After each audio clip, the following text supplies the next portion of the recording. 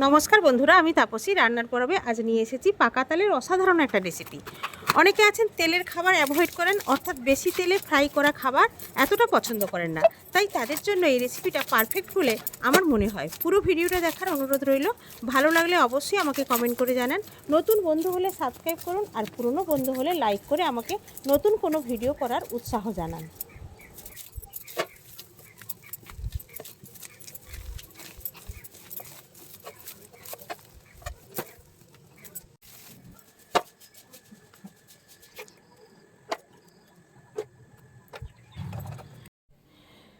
পাকা তালের কাঠ দিয়ে পোড়া পিঠে বানানোর জন্য যে যা ইনগ্রিডিয়েন্টসগুলো লাগে সেগুলো হলো, পাকা তালের কাঠটা আমি এভাবে বের করে নিয়েছি এখানে। আর এখানে চালটা আমি আধ ঘন্টা আগে ভিজিয়ে রেখেছিলাম, সেটা নিয়েছি। এটা রোজকার ব্যবহারের যে চাল, আমি সেটাই ভিজিয়ে নিয়েছি। এটা মিক্সিং জারে গুঁড়ো করে নেব।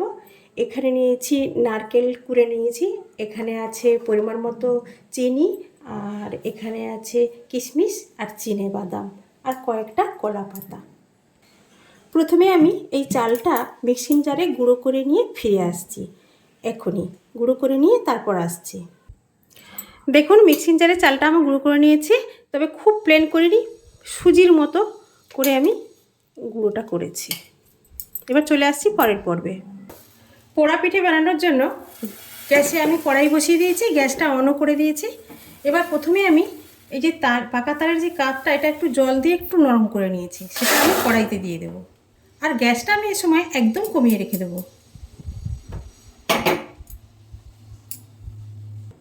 এর মধ্যে দেব একদম 1 চিমটে লবণ, আর দেব চিনি আর চিনেবাদাম আর কিশমিশ দিয়ে এটাকে আমি এভাবে নাড়াতে থাকবো।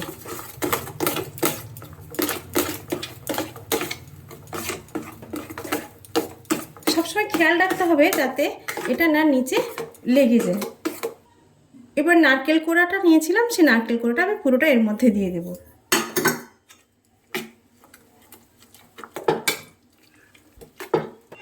এবার দেব চালের গুঁড়োটা।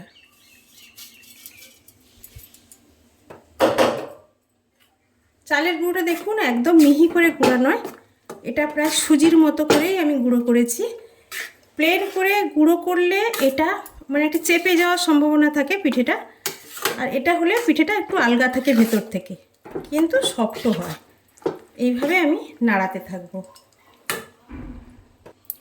তাল কেনার সময় কালো রঙের তাল যদি কেনা যায়, তাহলে সেই তালগুলো খুব মিষ্টি হয়, তেতো টেস্ট হয় না। কোনো কোনো তালে আবার একটু মানে তেতো লাগে খেতে। আর যদি কালো রঙের তাল কেনা যায়, তাহলে সেই তাল মিষ্টিও হয়, আর তাতে চিনি খুবই অল্প লাগে। এইভাবে আমি সারাক্ষণ নাড়াতে থাকবো, নাহলে নিচে পুড়ে যাওয়ার সম্ভাবনা থাকে। দেখুন, ঢিমে আছে, আমি নাড়াতে নাড়াতে এটা প্রায় শুকনো করে এনেছি। কালারটাও চেঞ্জ হয়ে গেছে, দেখতে পাচ্ছেন, মানে চালটা অলরেডি সেদ্ধ হয়ে এসেছে। আর আমি এটাকে রান্না করব না, এই পর্যন্ত ঠিক আছে। এবার আমি গ্যাস অফ করে দেব। এটা আমি নামিয়ে নেব, নিয়ে আমি এর পরের পর্বে চলে যাব। দেখুন, অন্য একটা কড়াই আমি বসিয়ে দিয়েছি, আর অল্প একটুখানি জল দিয়েছি, দিয়ে গ্যাসটা তো অন করেই দিয়েছি। এবার আমি এখানে একটু সাদা তেল এটা দিয়ে দেব। এটা আর অন্য কিছু নয়, যাতে না পুড়ে যায় নিচের তলাটা বেশি, তার জন্য একটু সাদা তেল দিয়ে দেব। দিয়ে আমি এই কলা পাতা চাপিয়ে দেবো এখানে। এই প্রথম পাতাটা আমি সব সময় কচি কলা পাতা দিই। তার কারণ হচ্ছে, কচি কলা পাতাটা একটু পুড়ে উঠতে সময় নেয়। এইভাবে আমি একটা একটা করে পাতা সাজিয়ে দেবো। দেখুন, এইভাবে আমি কলা পাতাটা সাজিয়ে নিয়েছি। এবার আমি আগে থেকে যে আমি চাল আর তালের কাঠ একসঙ্গে করে রেখেছিলাম, সেটা আমি এখানে দিয়ে দেবো। এই পিঠেটা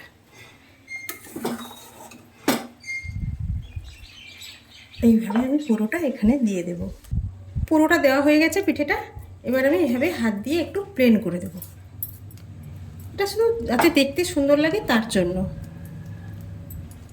পুরোটাই সমানভাবে হয়ে যাবে, সেদ্ধ হয়ে যাবে। একটু পোড়া পোড়া, যেহেতু এর নাম পোড়া পিঠে, একটু পোড়া পোড়াও হবে তলাটা। এইভাবে আমি দিয়ে দেব। এরপর আমি এই পাতাগুলোকে একসঙ্গে মুড়ে দেব। এরপর দেখুন আবারও আমি একটু কচি পাতা দেখে প্রথমে দেব, এইভাবে চাপিয়ে দেব, দিয়ে প্রত্যেকটা পাতাকে এভাবে মুড়ে দেব। কচি পাতা দিতে বলছি এই কারণে, কচি পাতাটা সহজে পুড়ে যায় না। এইভাবে আমি নিয়ে নেব, নিয়ে আমি এইভাবে ঢাকনাটা চাপিয়ে দেব।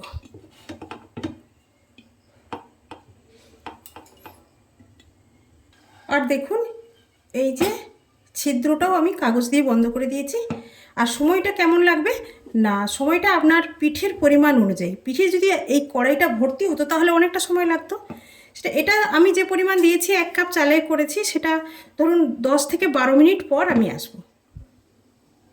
ফিরে আসলাম আমি 12 মিনিট পর। দেখুন উপরের কলা পাতাগুলো শুকনো হয়ে গেছে, পুড়ে পুড়ে গেছে। এটা আমি পুরোটা এইভাবে ভালো করে নাড়িয়ে নেব। আশা করছি তলাটা ওদিকটা ঠিক হয়ে গেছে। এবার আমি এপারটা করব। একটা থালার মধ্যে আমি দেখুন এটাকে এইভাবে আস্তে করে নামিয়ে নেব।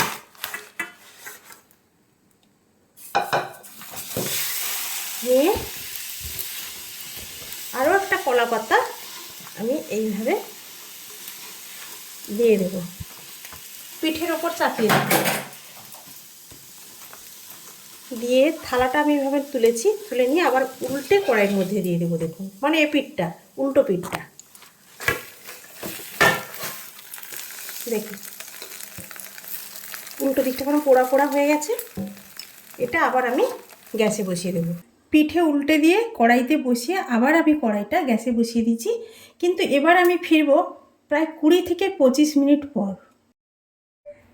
ফিরে আসলাম 25 মিনিট পর। দেখুন বন্ধুরা, মনে হচ্ছে কেকটা তৈরি হয়ে গেছে পিঠেটা।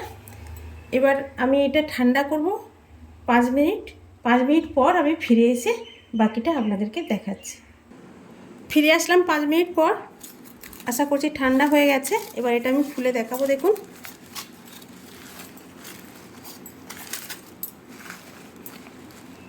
এই দেখুন পুড়ে গেছে একটু এই পিঠটা। ও পিঠটা আমি এখনও দেখিনি। আমি একটা থালায় নামিয়ে নেব।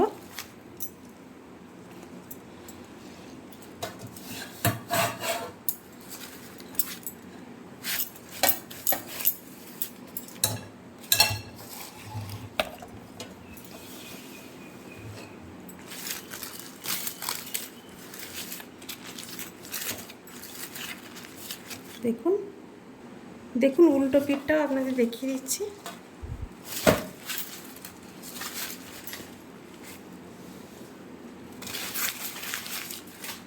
উল্টো পিঠটা দেখুন, দুটো পিঠই সমানভাবে হয়ে গেছে, একটু একটু পোড়া পোড়া মতো। তাই তো এটার নাম পোড়া পিঠে। এটাকে আবার আমি ছোট ছোট পিস করে কেটে নেব।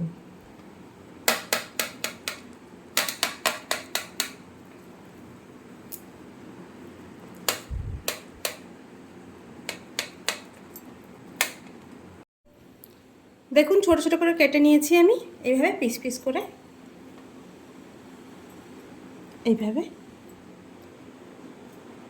তালের বড়া আমরা প্রত্যেকে খাই, খেতে ভালোবাসি। কিন্তু যারা একটু তেলটাকে অ্যাভয়েড করতে চান তাদের জন্য পারফেক্ট এই পিঠেটা। অবশ্যই একবার ট্রাই করে দেখুন। দেখলেন তো কত সহজেই আমি পিঠেটা বানিয়ে ফেললাম।